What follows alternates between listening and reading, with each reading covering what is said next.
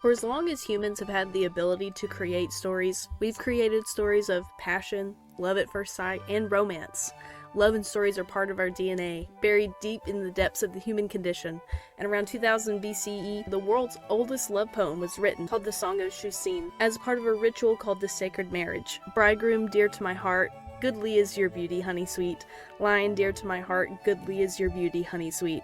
Around 80 BCE, Catullus, the Roman poet, wrote the love story of Theseus and Ariadne. When Ariadne first saw Theseus, the poem goes, no sooner did she lower from her incandescent eyes than she conceived throughout her body a flame, and totally to the center of her bones she burned. We've been writing these stories since.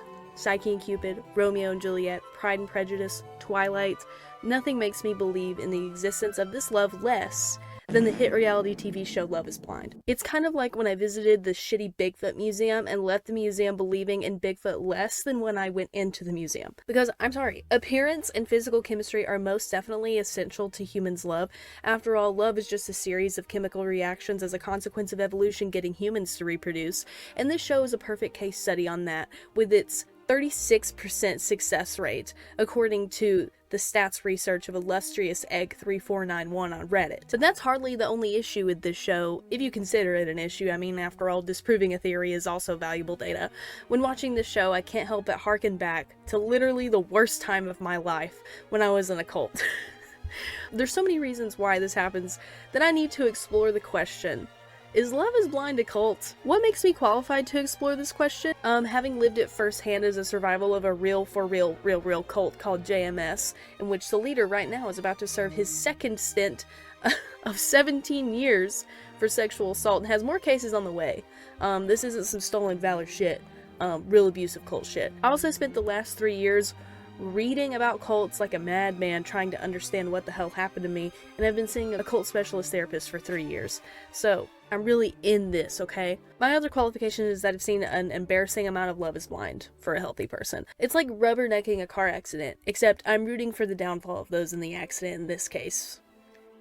Mostly the men. So hello, critters. I'm the Godless Critter. I make videos about deconstructing religion and reconstructing life after. I have COVID. I had COVID 2 weeks ago, healed from it, it rebounded, and now I have it again, and it's worse this time. So if my voice is bad, you just need to be more thankful. I worked so hard, 3 jobs, to put food on the table for you ungrateful brats. So let's learn about cults while studying the terrifying cultish empire of pain and misery led by Nick and Vanessa Lachey. Oh god, Jesus, I get jump scared every time they come on the screen. Speaking of the heebie-jeebies, have you noticed that in Love is Blind, the contestants seem to have a bit of a shared vocabulary?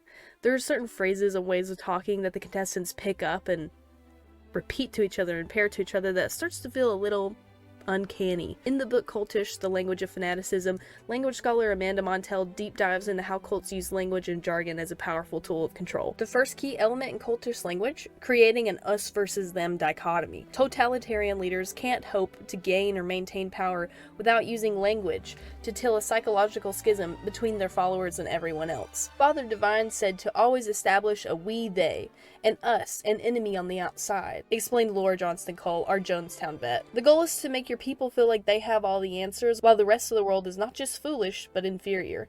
When you can convince someone that they're above everyone else, it helps you both distance them from outsiders and also abuse them, because you can paint anything from physical assault to unpaid labor and verbal attacks as special treatment reserved only for them. This is also a part of cult expert Stephen Hassan's BITE model, a model used for identifying high control groups. Creating an us versus them dichotomy is the T in BITE, thought control. Throughout the show, the characters in the Love is Blind diverse, oh my god, it's like the Marvel universe, they constantly talk about the outside world as a purely physical, shallow, and uncaring people. They will use key phrases like clockwork, like the current culture, the real world, the dating world, the current scene. You're saying in the real conventional dating world? Yeah. In the conventional dating world. In the dating world these days. In the real world. Repeatedly parroting their stories of how their dating life in real life they just can't have deep conversations. People only care about appearances. They get judged. They can't be successful in the dating world because it's the problem, not them. It's clearly inferior to what they've got going on. It purposely creates a feeling of them being in their own secluded world while in the show. Brought here by a shared myth of a cruel world that just doesn't get them emotionally. A world of people with negative stereotypes that are worldly and unserious. In JMS, they said extremely similar things about people outside of JMS. That it was too worldly, sinful, physical, that they wouldn't get you. I mean, the language used in the contestants of the show just sounds like a really toxic evangelical church. This us versus them also sets up the belief that those within the pods will be like them. Deep, thoughtful people. Right. Hello, editing me here. I was looking at this photo and it hit me. Another point against these people and them being a cult is, have you noticed literally everybody in this show kind of has the Mormon glaze? Something to think about.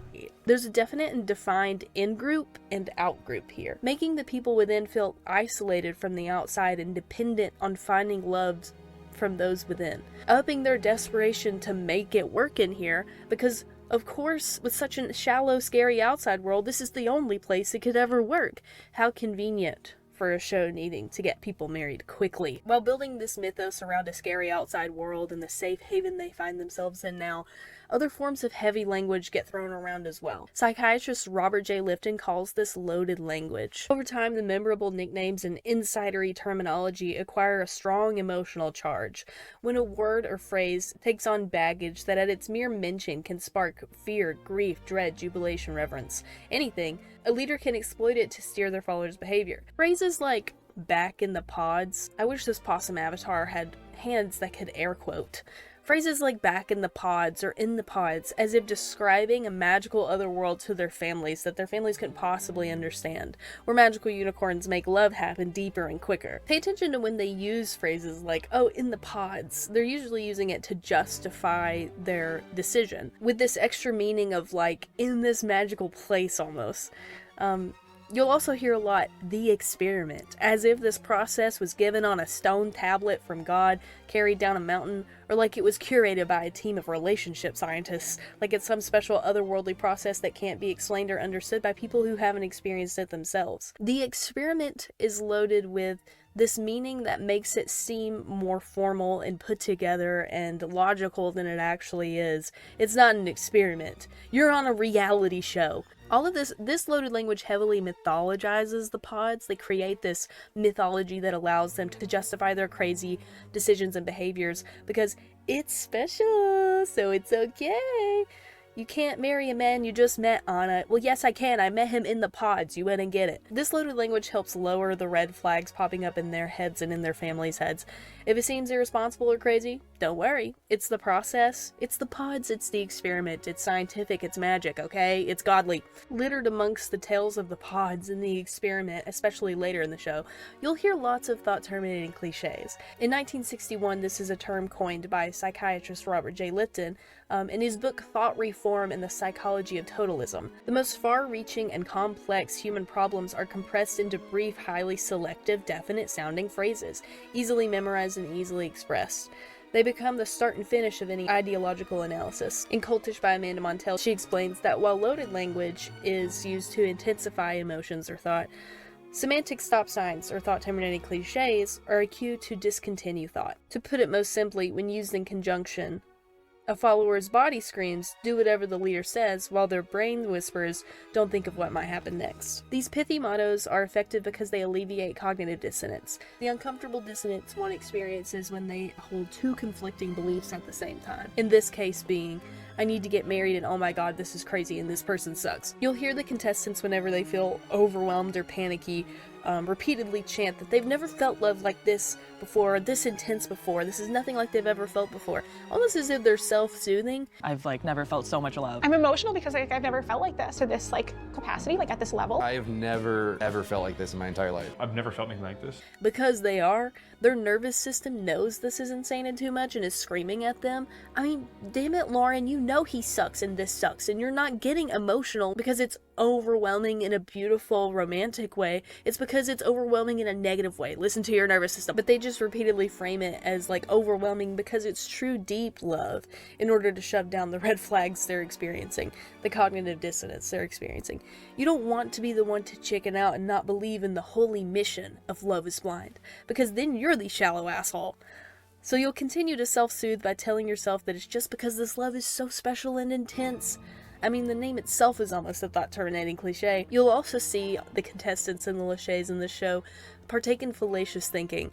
It's a natural consequence of the sort of cognitive dissonance cults cause and how we cope with it. Oftentimes in cults, cult members will stay in groups that are harming them due to the sunken cost fallacy. It's hard for you to leave a group when you've given up everything for them. Your connections, your goals. You've already given so much time to them, it's hard to accept that it might be for nothing or even to your detriment. You may be thinking, okay, Critter, how can this be the sunken cost fallacy when they've only been here a couple weeks and it's a person they have like no history with? But the sunken cost fallacy is not just time or effort. It could be social pressure, the fear of embarrassment, the fear of being perceived as being wrong. You'll see the contestants on the show need to nearly convince themselves that what they're doing is right. And even when the repeated red flags or deal breakers come up, they will try to bulldoze through it because they know millions of people are watching and believing that what they're doing is crazy. They have to make such a strong case to it to convince their families, their concerned and anxious, worried families, pleading with them to believe that they're doing the right thing, that having to backtrack on that feels really bad and makes you feel pretty stupid when you end up being wrong, like they were right, this is stupid. Millions of people perceiving you making the wrong decision is terrifying. But also at the same time, when those red flags come up, it's already too late. The dating is almost over in the pods, everyone is partner up or done. There's no going back once you've kind of picked someone to go down that path. There's a time pressure. And if cult leaders love one thing, it's good old confirmation bias and cherry picking. They need to do this in order to support their narratives and mythos they're creating around their mission. In Amanda Montell's Cultish, she explains, cultish leaders rely on the power of confirmation bias by presenting a one-sided version of information that supports their ideology and that their followers actively want to hear. After that, confirmation bias does the work for them, enhanced by peer pressure. To keep new and fresh meats coming to the show and actually trying to get to the altar, thus making a show at all, Vanessa and Nick Lachey need people to believe that the experiments work. Now, as I mentioned earlier, their success rate of getting engaged couples to be married couples is a miserable 36%. And that's just from the couples who get engaged. Imagine the percentage success rate if you look at everyone who comes on the show. It's not pretty.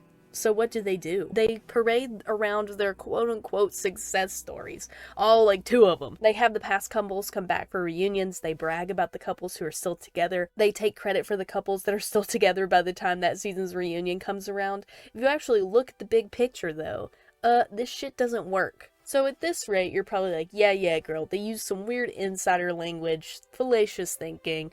It gets honestly way worse when we dig into the conditions in the pods. In 1997, the Heaven's Gate cult, known for its amazing graphic design, came to an abrupt end after the members committed mass suicide in order for them to fulfill their belief that they needed to, hop on a comet when it was closest to get to Heaven's Gate. You can't just take someone off the street and get them to do such an extreme act and believe such extreme things. You have to really hurt someone's ability to think critically and make decisions and detach them from reality. A super effective way to do that is to fuck with the human's biology. In the Heaven's Gate cult, Applewhite would teach his followers that their bodies were just temporary vessels for their souls and that they would need to ascend to another evolutionary level. And in order to do this, he forced the members to stick to 4-hour polyphasic wake-sleep cycles. This is a super common tactic in cults. JMS did this too when I was in it. They encouraged you to wake up for pre-dawn at freaking 4 a.m., sometimes earlier. Saying you're on the path to hell if you don't because pre-dawn's a spiritual time. 4 hours of sleep for 6 nights in a row leads to the same level of impairment as someone who is drunk. And according to the National Library of Medicine, Biotech, and Information, research shows that sleep deprivation also leads to risky behaviors and impulsive decisions. Love is Blind is a show that directly profits from impulsive decisions, agreeing to marry someone that you barely know and have never seen. According to this insider article that is paywalled, a previous cast member, Danielle, said that sleep deprivation was real. I feel like they did it on purpose because they're trying to break you. They need you on edge. According to this article from the Rolling Stones, contestants are sometimes required to film up to 20 hours a day. I'm not good at math, but that seems to only leave like less than 4 hours for sleep. According to one previous contestant, they implemented something called night dating, where that could go well into 2 a.m. and then they would be back at 3 a.m. to go to sleep and then be expected to be back at 7 a.m. for filming. I have been through this, and let me tell you, my state of mind was altered. I could not think straight. When I was in the JMS cult compound, when I visited South Korea, we would stay with the leader until like 1 a.m. and then like go back to the hotel and have to be ready for a pre-dawn service like 4:35 a.m. I was unwell. And that's by design. Another way Love is Blind seems to alter the decision-making of their contestants is the constant flow of alcohol provided to the members, especially without enough food. I don't have to explain to you about how alcohol hinders decision-making and critical thinking. I think you guys know that. According to previous cast members, they would constantly run out of food. And you know from watching the show, baby, they did not run out of alcohol and would have it given to the contestants constantly. We know the iconic Love is Blind metal cups and their special brand Love is Blind wine that they want you to buy when you watch the show. Love is Blind also deprives its contestants of connecting with their loved ones and trusted ones, isolating them on site, taking away their cell phones, and not allowing them to contact anybody. Isolation is one of the most powerful tools of cults. That's why they always end up separating their members in the end, a la Jonestown, or the monastery with the Heaven's Gate cult, or the Waco compound, etc. And that's why they always try to separate you from your friends and family. It's the bee and bite model, behavior control. Dictate where, how, and with whom the member lives and associates or isolates. It's a way to make you temporarily forget your former identity and fully buy into the group. You'll fully rely on the ties in the community that you're in, and Love is Blind counts on you attaching yourself to someone there extremely quickly. Humans are social creatures who need those trusted connections, so when you deprive them of one, our instincts kick in. We need a connection. Love is Blind is a show that profits on getting people to make desperate, impulsive decisions. It relies on its contestants fully buying into the lie and the mythos of the show, and it relies on psychologically manipulating their contestants, hindering their decision-making and rationality to guarantee that they've got couples at the altar by the end of the season. Much like cults who psychologically manipulate their members to ensure membership and loyalty to the group. Once you're locked into a cult, another key indicator of it being a cult would be what would happen if you left. Cults almost always have a high exit cost for leaving the group. The exit cost can be financial, spiritual, physical. With JMS, for example, they taught us that leaving would mean eternal conscious torment in hell, and misery and pain outside of the church because you left God's domain of protection. That bad things would happen to you and your loved ones, and you lose all your social connections because they isolated you so severely. It's a pretty high exit cost. And buddy, do I feel it still. We've also heard the alleged financial exit cost for leaving Scientology, allegedly. Or also like the social emotional exit cost of like the Jehovah's Witnesses, where your own parents, your partner, your siblings will all shun you and not speak to you if you don't believe anymore. I would argue that there is somewhat an emotional exit cost built into the mythos of the pods on Love is Blind. As discussed previously, these are people who've had no success dating elsewhere and have decided that the outside world is too shallow and physical and feels like this is their last chance of finding love. Leaving unpartnered might, for some of them, feel like giving up on the possibility of partnership forever. And also in the earlier seasons of Love is Blind, like season 1 through 5, allegedly there was like a $50,000 charge for leaving the show early or stopping filming. That's a pretty huge exit cost, I would argue. They only got rid of this after being sued, but now, don't worry guys, now the contract says you only get full pay if you make it to the altar, so full pay is being dangled over your head for leaving. That is an exit cost. There's also the editing that could happen to you being dangled over you by the producers. Anyone on the show could be edited to be the quote-unquote show villain, so you're always having to juggle that with your decisions. This sort of rewards and punishment is also part of the bite model, and is utilized by cults around the world, because we've talked about, you know, the punishments of leaving, the exit cost. There's also lots of rewards for making it to the altar, like getting your wedding paid for, trips to Honduras or wherever. You're rewarded for making that impulsive decision. And the final thing I want to talk about is the charismatic leader that is signature to cults, or in this case, leaders. Stephen Hassan talks about the characteristics of charismatic leaders of cults in his book, The Cult of Trump, and what makes them good at what they do, manipulation. So let's talk about the ones that describe Nick and Vanessa Lachey. One, grandiose self-image. Nick and Vanessa Lachey claim that they are giving people a space to find true love where they won't be judged by superficial things, that they're uniting couples that are meant to be. They do interview circuits talking about their marriage, giving advice, mythologizing the relationship, as if the people who created something as monstrous as the ultimatum should be giving relationship advice. While they don't claim to be chosen by God yet, I do think they somewhat have a grandiose image of themselves and their marriage and how perfect it is. And I mean, instead of getting all these people couples therapy, they're getting them to issue ultimatums as if that's a healthy, right thing to do, or rushing people into marriage before they can figure out what's wrong. They know better than a couples therapist. I don't know. Another one is fantasies of success. Hassan talks about how cult leaders will often have fantasies of success where they believe they're gifted, talented, succeeding at what they're doing. Nick and Vanessa, as we discussed earlier, love to parade around their success stories, though they be few, to convince people that they know that they're doing well and that they know what they're doing. I'm gonna be honest though, beyond that, Nick and Vanessa don't really meet any other criteria laid out by Hassan for charismatic cult leaders. I'm not gonna lie, the unsettling feeling in my gut that the Lacheys give me made me sure that they're cult leaders. Seriously, they awakened some sort of primal fight or flight in me. I mean, they're certainly villains, but I guess not all villains are cult leaders. So overall, I'll let them off the hook for that. What's the final verdict? Is Love is Blind a cult? Culty, but not full-blown cult. I know, so disappointing. There are definitely manipulation tactics at play here that can create an environment where harm and abuse can happen, and it has.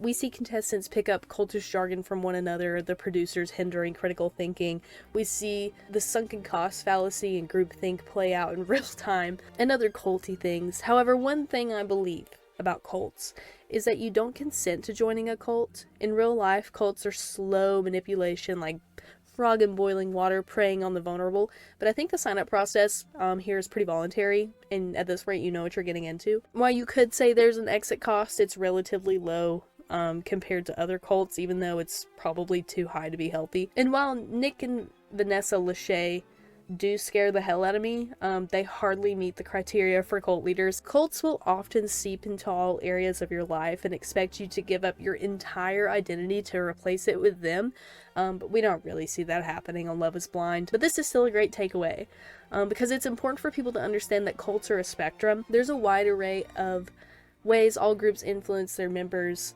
and some groups can be culty but not necessarily harmful, like Soul Cycle or college sports. The best thing we can do is to be aware of the warning signs of abuse or toxicity and keep our organizations healthy.